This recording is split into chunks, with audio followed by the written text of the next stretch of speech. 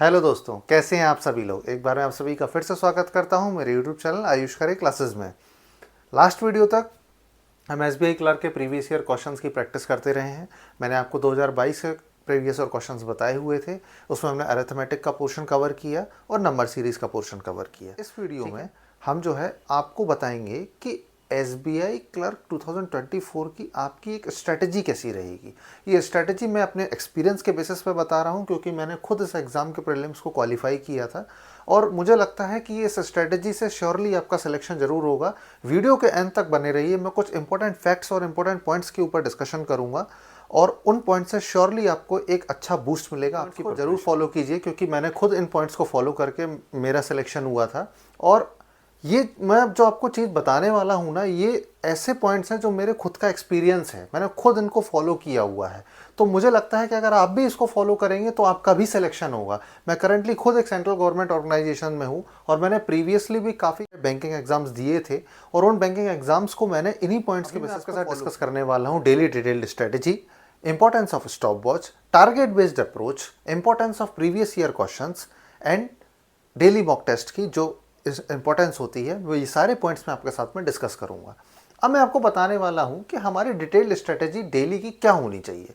भाई, डेली हम जो प्लान बनाते हैं अपने एग्जाम्स की प्रिपरेशन के लिए, वो डेली का प्लान हम कई बार क्या होता है कि अगर हमारा कोई प्लान नहीं होता है ना, तो हम कुछ भी पढ़ने लगते हैं। कभी हम क्वांट पढ़ते हैं, कभी हम रीजनिंग पढ़ते हैं, कभी हम इंग्लिश पढ़ने लगते हैं और उसमें भी हम कोई भी टॉपिक कभी भी उठा के उसकी तैयारी करने लगते हैं। और पूरा दिन हमारा कई बार ऐसा होता है कि eight the end of the day हमें लगता है कि यार आज मैंने किस चीज़ की प्रैक्टिस की, आज मैंने क्या पढ़ा, आज मेरा दिन में क्या हुआ, कुछ फ्रूटफुल तो निकला नहीं। तो इसीलिए ज़रूरी है कि आप अपने दिन को जुडिशियसली यूज़ करें। आप अपने दिन को पूरे तरीके से प्लान करें, एक रोड मैप बनाएं कि भाई मुझे इस eight the end of the day मुझे आज ये सब, मेरा पूरा दिन इस तरीके से यूज़ होना चाहिए।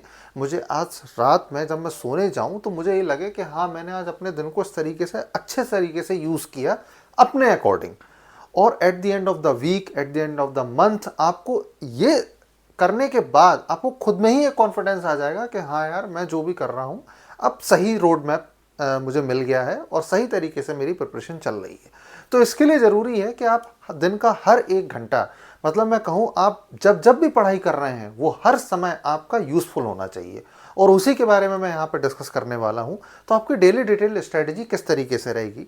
सपोज करिए कि जैसे आप क्वांट पढ़ते हैं, ठीक है, स्टार्टिंग करते हैं आप क्वांट से। आपके दिन की शुरुआत क्वांट से। क्वांट में कई सारे टॉपिक्स हैं, जैसे कि आपका क्वाड्रेटिक इक्वेशन है, नंबर सीरीज़ है, आपका अरिथमेटिक के क्वेश्चंस हैं, आपका सिंप्लीफिकेशन है, डेटा इंटरप्रिटेशंस हैं। ये सारे टॉपिक्स हैं जो आपके प्रीलिम्स लेवल पे आते हैं। अब सपोज करिए कि आपने नंबर सीरीज़ की आज आपने डिसाइड किया कि भाई मैं नंबर सीरीज़ आज पढ़ने जा रहा हूँ। अब नंबर सीरीज़ आप पढ़ने जब जा रहे हैं तो आप प्लान बनाइए, क्योंकि आपको तीनों सब्जेक्ट्स कवर करने हैं, ठीक है। आपको क्वांट को भी समय देना है, आपको रीजनिंग को भी समय देना है, आपको इंग्लिश को भी समय देना है। प्रीलिम्स पे तो तीनों ही इंपॉर्टेंट है ना, और आपको अच्छा स्कोर भी करना है। तो आप क्वांट में नंबर सीरीज से जब शुरुआत करते हैं आप, अब यहाँ पे मेरी दूसरी स्ट्रेटेजी जो काम आती है वो होती है टारगेट बेस्ड अप्रोच। अब टारगेट बेस्ड अप्रोच का ये मेरा मतलब है कि आप टारगेट बनाइए कि आपको दिन में 20 सवाल करने हैं। आपको नंबर सीरीज के आज 20 सवाल करने हैं। तो 20 सवाल का जब आप टारगेट बनाएंगे और जब उसको एग्जीक्यूट करेंगे एक्चुअली में, तो आपको खुद में ही एक कॉन्फिडेंस आ जाएगा कि हाँ यार, आज मैंने 20 सवाल तो किए और मुझे कुछ तो आज एक सीखने मिला है, कुछ तो मैंने आज अपनी प्रैक्टिस में एक इम्प्रूवमेंट किया है। अब यहीं पे तीसरा पॉइंट जो मैंने बताया कि इंपॉर्टेंस ऑफ स्टॉप वॉच, वो क्यों आता है। स्टॉप वॉच से क्या होता है ना कि जब आप टाइमर लगाते हैं, आप समय लगाइए, आप मुश्किल से 20 सेकंड 25 सेकंड का समय दीजिए स्टॉप वॉच में और 20-25 सेकंड में अपनी एक नंबर सीरीज से क्वेश्चन को एग्जीक्यूट करने की कोशिश करिए। स्टार्टिंग में जब आपकी प्रैक्टिस इतनी अच्छी नहीं है, आप समय को ज़्यादा भी ले सकते हैं। स्टार्टिंग में आप 40 सेकंड्स कर लीजिए, 45 सेकंड्स कर लीजिए, धीरे धीरे स्लोली आप उस टाइम को कम करिए। आपका समय धीरे धीरे ऑटोमेटिकली ही कम हो जाएगा जब आप प्रैक्टिस करना स्टार्ट कर देंगे। तो मेरा ये पहला स्टेप है, मैं आपको जो बता रहा हूं कि आप एक टारगेट बनाइए 20 क्वेश्चन का, उसको एग्जीक्यूट करिए स्टॉप वॉच के साथ। जब आपका वो टारगेट कंप्लीट हो जाए, इसके बाद आप रीजनिंग पे आ जाइए। अब रीजनिंग में अब एक टॉपिक आपका क्वांट का, एक टॉपिक आपने कंप्लीट कर लिया, बात खत्म हो गई क्वांट की। अब आपको दूसरे सब्जेक्ट्स पर भी ध्यान देना है। अब आप रीजनिंग पे आइए। रीजनिंग में आप पजल को उठाइए। अब पजल्स भी है, सिलॉजिज्म है, आपके कोडिंग वाली रीजनिंग है, कोडिंग डिकोडिंग्स हैं, मशीन इनपुट आउटपुट जैसे क्वेश्चन है। Machine input output generally prelims में कम पूछते हैं, तो ऐसे आपने पजल्स उठा ली। अब पजल्स का भी एक टारगेट बनाइए। वही तरीका है कि आप एक टारगेट बेस्ड अप्रोच लें कि भाई आज मैं 15 पजल्स करूंगा। 15 पजल के लिए आप स्टॉप वॉच का टाइमर लगाइए। आप स्टॉप वॉच में टाइमर 2 मिनट 3 मिनट का जितना भी कभी आप लगा सकते हैं स्टार्टिंग में। धीरे धीरे उस टाइम को अपनी प्रैक्टिस के अकॉर्डिंग कम करते जाइए और उस लेवल तक ले आइए कि आपको लगे कि हाँ, अब मैं अगर इतने क्वेश्चन कर लेता हूँ इतने समय में, मेरी ये पजल हो जाती है, तो मैं अब रीजनिंग के पेपर को बहुत अच्छे तरीके से एग्जाम में एग्जीक्यूट कर लूंगा। आपको उस लेवल तक अपने एक एक क्वेश्चन को के टाइम को कम करते जाना है, उसको रिड्यूस करते जाना है। यहाँ बात आई रीजनिंग की। अब रीजनिंग में भी आपको हर दिन एक एक टॉपिक एक एक सब्जेक्ट से लेते जाइए। एक दिन क्वांट सेक्शन में आपने नंबर सीरीज लिया, इसके बाद में आपने रीजनिंग का सेक्शन उठाया जिसमें आपने पजल्स किए। फिर इसके बाद शाम को जब आप थक जाते हैं, क्योंकि दिन भर आप प्रैक्टिस करते रहते हैं, आपका दिन निकल जाता है, शाम को आप थोड़ा थक जाते हैं, आपको लगता है नहीं यार अब इंग्लिश भी करना है हमें, तो इंग्लिश को आप जनरली ऐसे समय में करें जब आपको थोड़ा सा टायर्डनेस फील होने लगे। क्योंकि इंग्लिश में क्या होता है ना, आपको जनरली आप इंग्लिश को किस तरीके से प्रैक्टिस करेंगे, आप फिल इन द ब्लैंक्स है, पैसेज का पैटर्न है, ठीक है, पैसेज किस तरीके के आते हैं, और आप क्लोज टेस्ट है, इन सब की प्रैक्टिस आपको करनी है।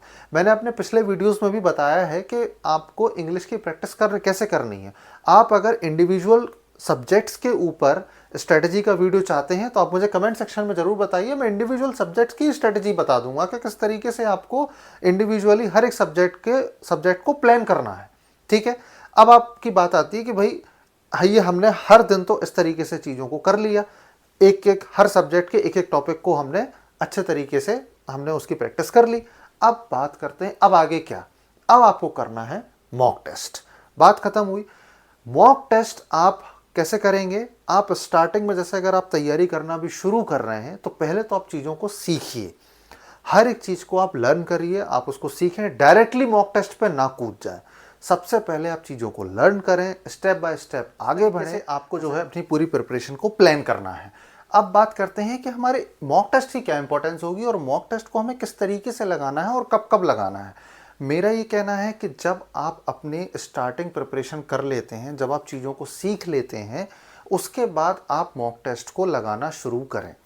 मॉक टेस्ट को आप कैसे लगाएंगे, आप सुबह एक मॉक टेस्ट दीजिए, इसके बाद दिन भर प्रैक्टिस करिए। मॉक टेस्ट को प्रैक्टिस करने से पहले 1 मिनट मैं आपको फिर से बताता हूँ। सुबह आप मॉक टेस्ट दीजिए, मॉक टेस्ट देने के बाद आप उसको एनालाइज कीजिए कि आपके लूप होल्स क्या हैं, आप कहाँ पर आप वीक हैं। फिर उन लूप होल्स के ऊपर, उन वीकनेसेस के ऊपर आप दिन भर प्रैक्टिस कीजिए और रात में फिर एक बार एक मॉक टेस्ट दीजिए, जिससे आपको ये पता लगे कि दिन भर आपने जिन लूप होल्स और वीकनेसेस के ऊपर काम किया वो एक्चुअली में वर्क हुआ या नहीं हुआ। और फिर इसके साथ आपकी 2-2 बार मॉक टेस्ट लगाने की एक प्रैक्टिस भी हो जाएगी। इस तरीके से जब आप चीज़ों को कंटिन्यूसली करते जाएंगे तो आपको eight the end of the month definitely results मिलेंगे। ये मैं खुद बता रहा हूँ, ये मेरी खुद की यूज़ की हुई स्ट्रेटजी है और मेरे सिलेक्शन भी हुए हैं इस बेसिस पे। तो मैं खुद आपको बोलता हूँ कि आप ये प्लान, ये तरीका फॉलो कीजिए, आपका सिलेक्शन जरूर से ज़रूर होगा। ठीक है, अब बात करते हैं कि प्रीवियस ईयर क्वेश्चंस को हमें कब यूज़ करना है। जब आप मॉक टेस्ट की प्रैक्टिस इनफ कर लेते हैं, जब आपको लगता है कि आपने 10-15 मॉक टेस्ट लगा लिए हैं, अब जब आपका एग्ज़ाम नज़दीक आने वाला है तो उससे कुछ दिनों पहले ही आप प्रीवियस ईयर क्वेश्चन को उठाइए और उसको एकदम ऑनेस्टी के साथ में स्टॉप वॉच का टाइमर लगा के पूरे 1 घंटे का आप खुद उस प्रीवियस ईयर क्वेश्चन को पूरा तरीके से लगाएं। और फिर उसके बाद आपका जितना भी स्कोर उसमें हो रहा है उसको अपने मॉक टेस्ट के लेवल से भी कंपेयर करें कि भाई मेरा जो मॉक टेस्ट में स्कोर है वो इससे अच्छा आ रहा है या इससे ख़राब आ रहा है। क्योंकि मॉक टेस्ट का लेवल जनरली आपके क्वेश्चन पेपर से जो है वो हमेशा हायर साइड पे ही रहता है। तो अगर आपका मॉक टेस्ट में परसेंटाइल अच्छा आ रहा है और प्रीवियस ईयर क्वेश्चन में भी आपको लगता है कि मैंने अच्छा अटैम्प्ट किया है, तो डेफिनेटली आप अपने एग्ज़ाम में बहुत अच्छा करके आने वाले हैं। आप फुल ऑफ कॉन्फिडेंस से जाइए, आपका एग्ज़ाम 100% क्लियर हो जाएगा अगर आप एक अच्छा अटैम्प्ट और एक अच्छा स्कोर कर पा रहे हैं तो। वैसे एक राइट स्कोर क्या होना चाहिए ज़रा आप मुझे कमेंट सेक्शन में बताइए। वैसे मुझे लगता है कि एक राइट स्कोर जो होता है वो एक कट ऑफ से कम मुझे लगता है 10-15 नंबर आप उससे ऊपर का अटेम्प्ट करके आइए और उस उतना ही स्कोर करने का टारगेट बनाइए। जहाँ तक कि मैं एसबीआई क्लर्क की बात करता हूँ, मुझे लगता है कि आपका 85 प्लस अटेम्प्ट होना ही होना चाहिए प्रीलिम्स लेवल पे, अगर आपको श्योर शॉट सिलेक्शन चाहिए है तो। अब ये 85 का स्कोर कैसे आएगा, अगर आप इसके ऊपर वीडियो चाहते हैं तो मैं ज़रूर बना दूंगा, और बहुत अच्छे से इंडिविजुअली सब्जेक्ट वाइज वीडियो बना दूंगा। आप मुझे कमेंट सेक्शन में बताइए, मैं डेफिनेटली उसके ऊपर एक वीडियो बना दूँ। ये आयुष खरे क्लासेस के साथ हम इस तरीके से और वीडियो बनाएंगे और अच्छी स्ट्रेटजीज लेकर के आएंगे। अगर आपको वीडियो पसंद आया हो तो आप प्लीज़ उसको लाइक करिए, सब्सक्राइब करिए, कमेंट करिए। Thank you so much.